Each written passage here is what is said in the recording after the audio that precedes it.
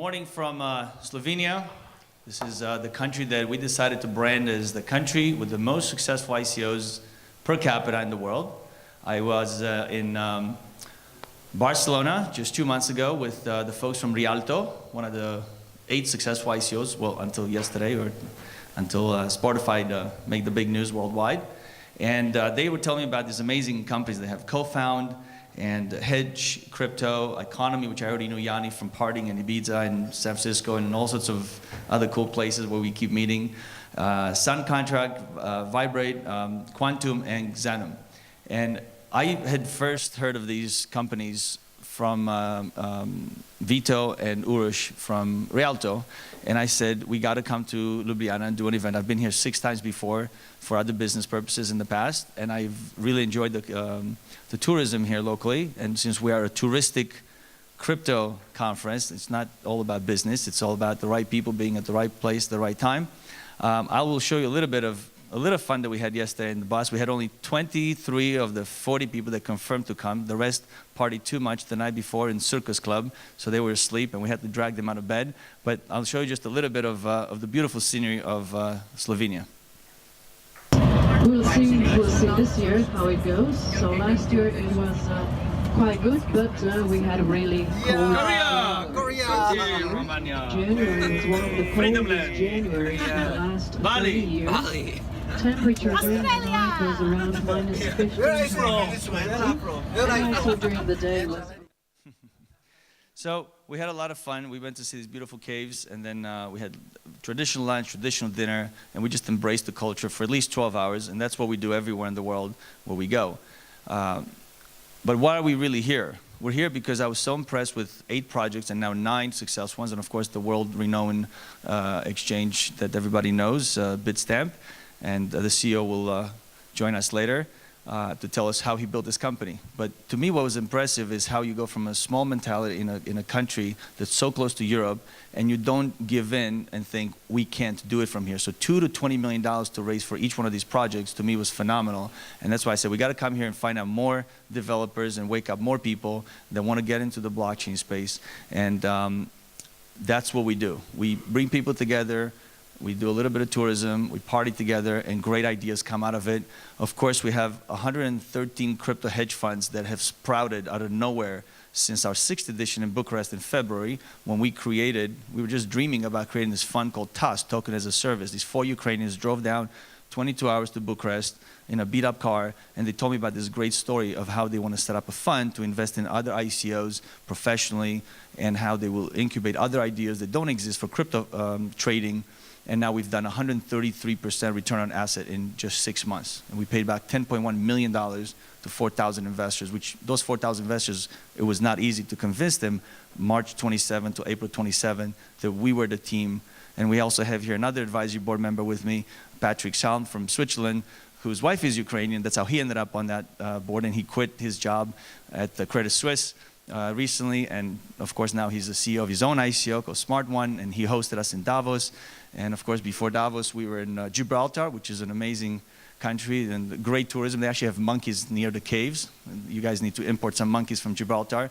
And Nick Cohen and Ben are here from Gibraltar Blockchain Exchange, because they're our co-hosts there. And as you can see, we've created a little groupie of people that at one point hosted us in their country and promoted from our event, whether it was the launch of the Rock token or the Smart One token or whatever they want to promote.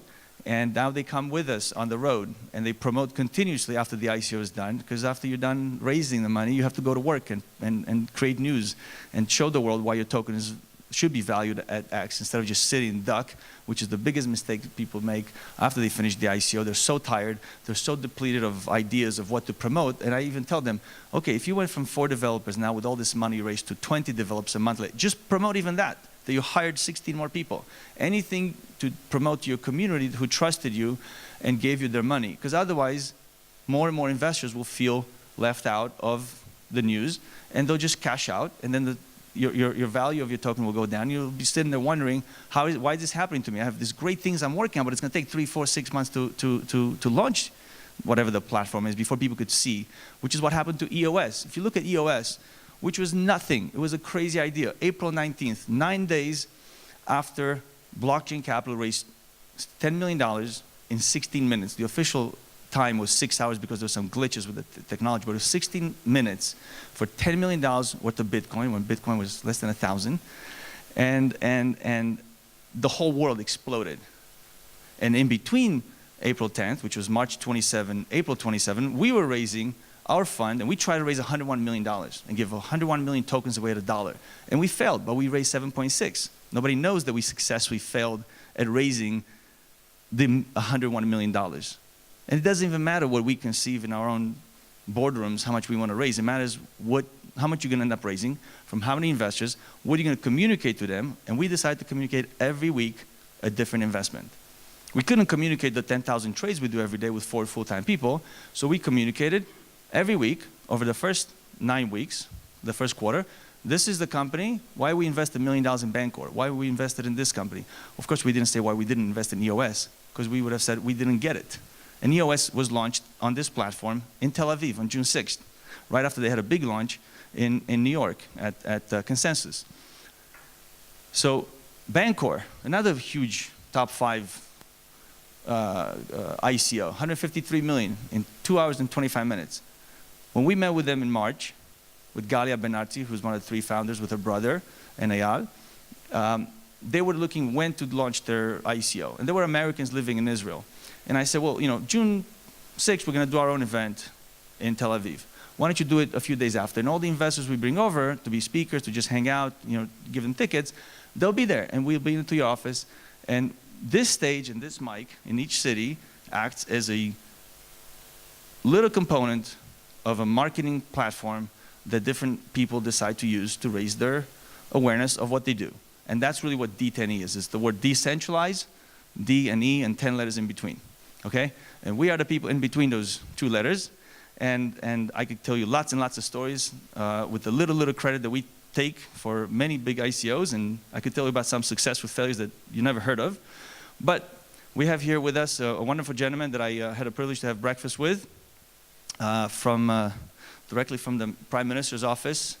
He's one of the 5 Secretaries of State who I think is Mr. Blockchain of Slovenia, in my opinion, after a nice breakfast with him.